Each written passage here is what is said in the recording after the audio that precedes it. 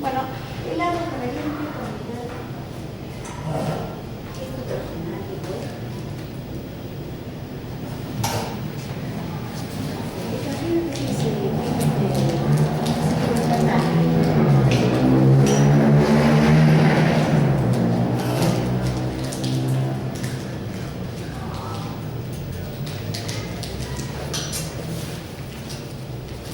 bueno, contame.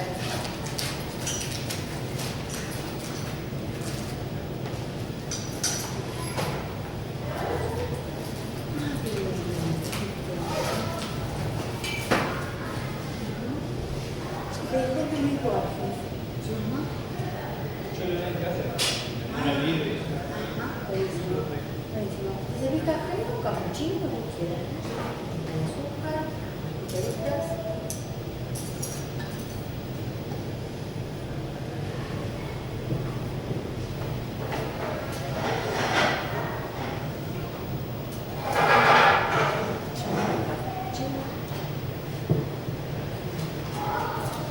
Bueno, y contame de qué habla ese. Son diferentes historias. Ajá. Mucho bueno. Ajá, bueno. Yo no leí todo, leí algunos, Ajá. todavía no lo terminé de leer. Leí uno que se llama El Inmortal. Se trata de un soldado romano, un ex soldado romano.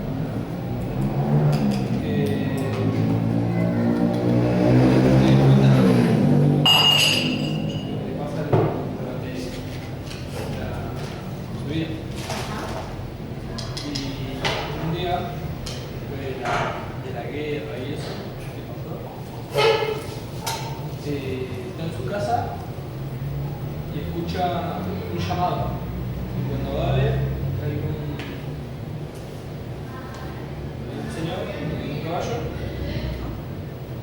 que está herido. Entonces le pregunta cuál es el río que rodea Egipto. Y él le dice el río Egipcio. Dice no es el otro, que da la inmortalidad a las personas que rodea la ciudad de los inmortales. Y él dice que no conoce ese libro y entonces es el lago de río, entonces el forastero sigue su camino. Y después pensando, le pide al ejército que le unos soldados y se va en busca del río, del lago. Y empieza a andar y se va con los soldados.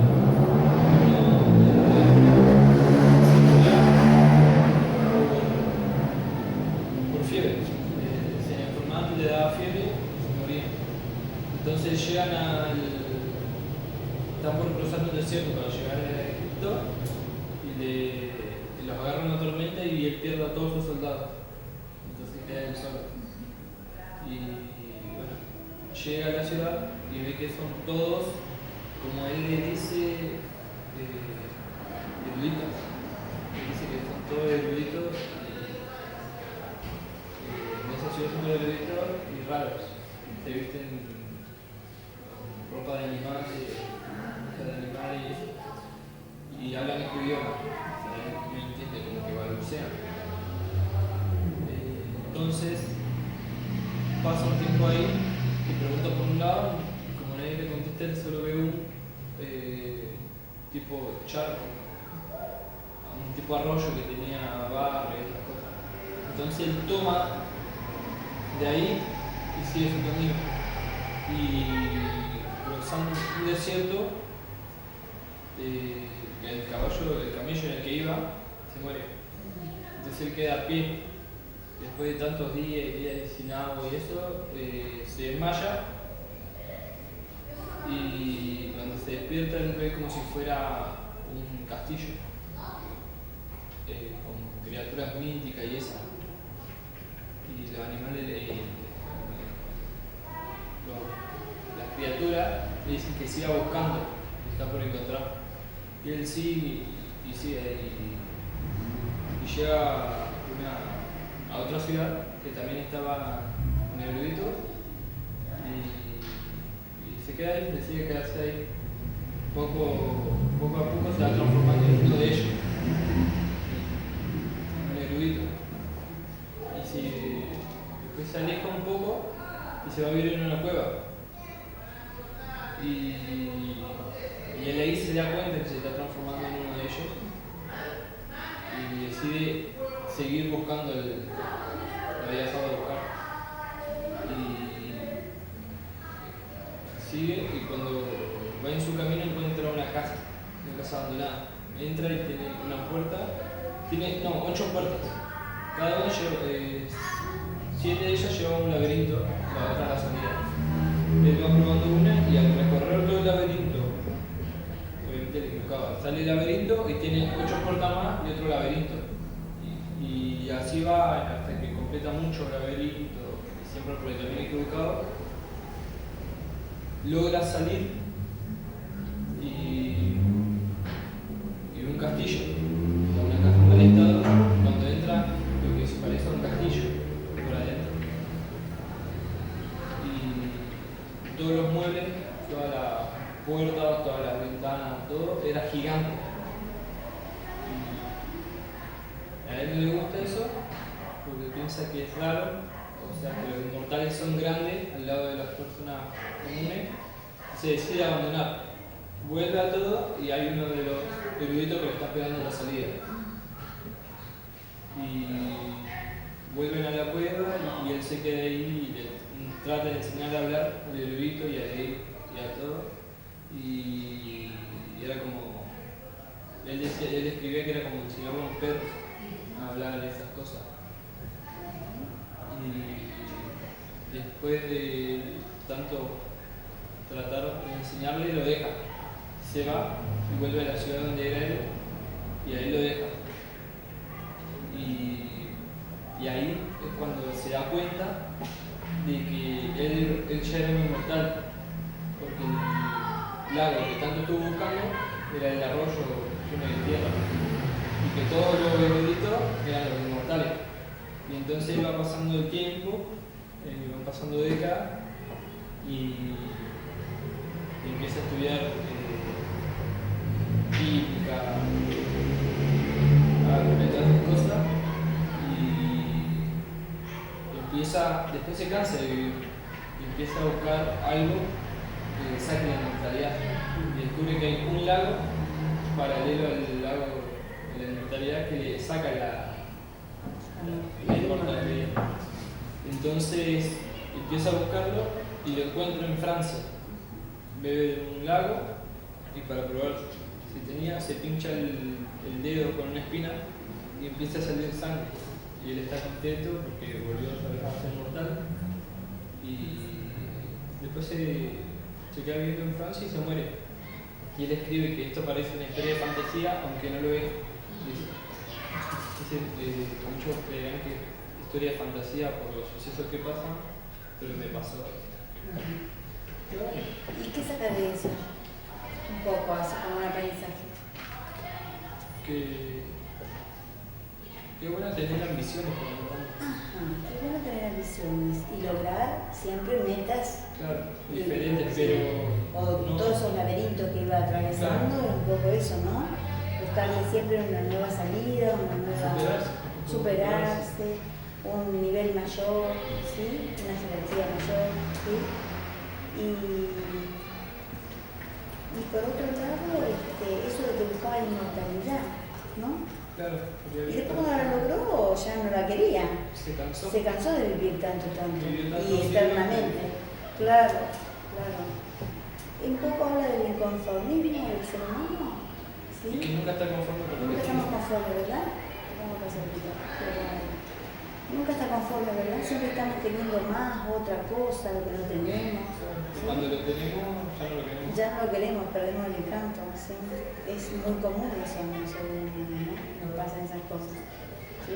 Algo tanto y cuando lo posee ya no pierde el encanto. O sea, la búsqueda es lo que nos entusiasma. Buscar tanto, tratar de poseer algo tanto que cuando uno ya lo tiene, ya se cansa. Claro. Ya empieza a desear otra cosa. otra cosa. Diferente. Y abandonan lo que ya tienen. Me encantó.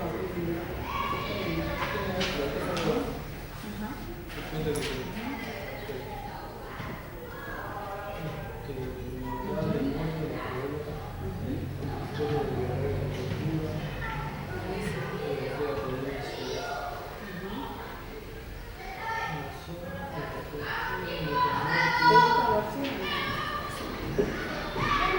Sí. Lo que me gusta mucho es que es medio melodramático. Muy pesimista, por así decirlo. Como si toda su historia tiene algún final triste, no sé.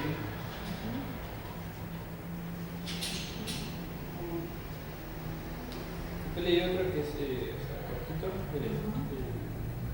Los dos reyes y los dos laberintos. Uno de los reyes manda a construir un laberinto hecho de bronce que solo tenga una salida y muchas falsas salidas. Y le invita a otro rey a que pruebe su laberinto. Y el rey, al no quedar humillado con la propuesta del otro rey, decide meterse. Y estuvo todo un día, y cuando ya llegó la noche, le pidió a Dios que lo ayude a salir. Y miró para arriba y vio un rayo de luz. Siguió el rayo de luz y pudo salir. Y ahí le dijo el otro rey que él tenía un laberinto mejor desde donde era y que de ahí nunca nadie pudo salir. Y que cuando quiera está invitado a que pase el laberinto. Entonces el otro rey va y va al laberinto, tiene que cruzar un desierto. Cuando va cruzando el desierto empiezan con la tormenta de arena empiezan a desaparecer sus soldados, sus acompañantes, y él se queda solo. Y sigue avanzando y sigue hasta que ya no puede avanzar más, se pierde y las últimas palabras que dice, él me desafió a que cruzara su laberinto y nunca me di cuenta que el laberinto es este, el desierto. Entonces se muere ahí y desaparece. Está bueno. O sea, como que el objetivo es medio como irreal, el camino, Claro, el andar, ¿no? Se hace el andar. Claro, también es un poco el desafío, los desafíos que se ponen como la envidia y la codicia, de querer tener mejores cosas que el otro, porque el rey manda a construir un laberinto y le saca en cara al otro rey. Entonces el otro rey lo manda a hacer el laberinto y en realidad era el desierto en el que se pierde. Buenísimo. Buenísimo. Yo lo veo así, por ahí otro lo ven de otra forma.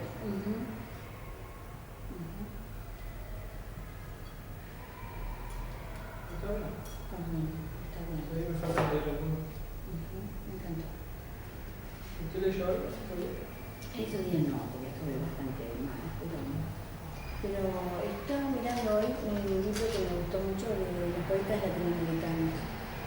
Y me gustaba porque tenía una pequeña introducción de cada uno de ellos y de cada uno de los países que integran Latinoamérica. Y daba un pequeño pantallazo y ponía una obra suprema seguramente de ese autor.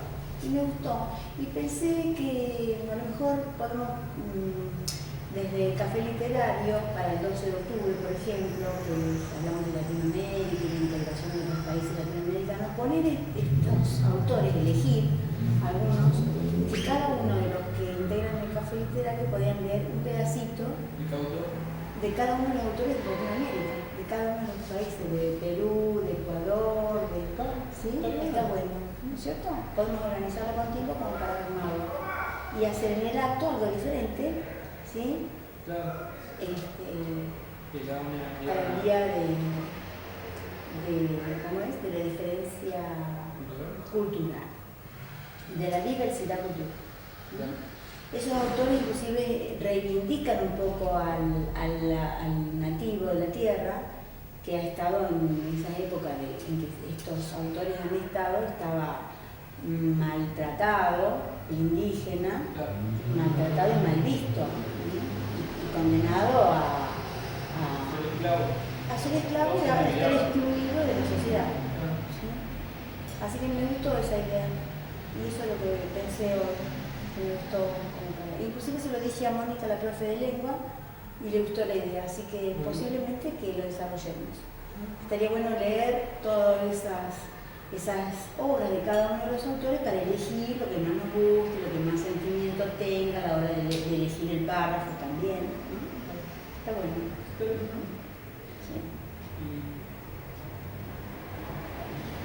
Yo ahora tengo que terminar de leer este libro. Por lo menos un par de cuentos más. Bien. Yo tengo de hablar. Perfecto. Bien.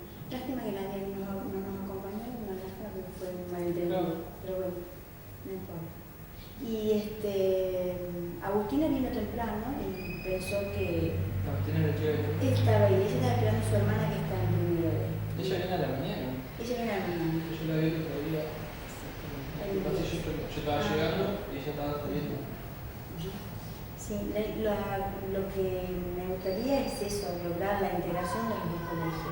Este es un punto de encuentro y de generar vínculos de amistad, ¿sí?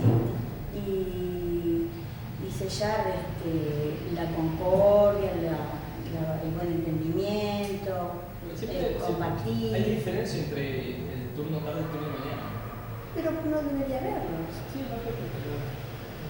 ¿Sí? ¿Vos decís roces? ¿A esa diferencia te referías que mal? Claro. ¿Sí? Sí. ¿Como que están mal predispuestos unos con otros? Y sí, siempre. ¿Siempre? El año pasado, o sea, lo de la tarde ven mal lo de la mañana y lo de la mañana lo de la tarde. ¿Pero por algún motivo en especial?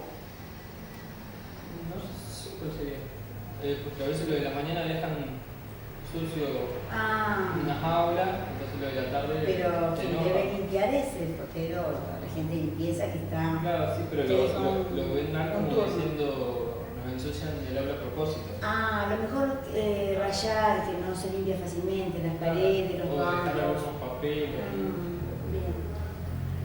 Bien, es un poco algo de educación, que cada uno tiene que cuidar el espacio, cuidar la higiene del lugar, usar el cesto, no rayar ni las paredes ni los bancos. Pero se aprende. Tengo entendido que lo de la mañana se llama mal, bueno, lo de la tarde se llama mal de la mañana porque lo de la tarde tienen gimnasia a la mañana y cada vez que hacen gimnasia durante el recreo del turno de la mañana, entonces se ponen todos acá, en la parte de arriba. A observar. Claro, y a veces se meten en la cancha, ocupan espacio. Y ¿Sigue sucediendo eso? Sí. Normalmente el pasado viene a gimnasia y sale todo ahí. Y a veces gritan cosas. Ahí estás jugando un partido y patea y no fue gol. Claro, como si fuera una tribuna de la cancha y que no está bien. Entonces eso le molesta lo de la mañana. Seguro. Y ahí empiezan a guardar rencor. Bueno, son cuestiones que hay que ir limando, ¿verdad? Para que haya buena concordia. Temas que ellos siempre se van a poder meter porque ahí arriba tienen su sala de computación y en los recreos van a ir a usar la computadora. Entonces le dejan la computadora abierta y pasa. Y no todo con computadora. La mayoría siempre hay que nada. Lo que nosotros no podemos hacer la tarde.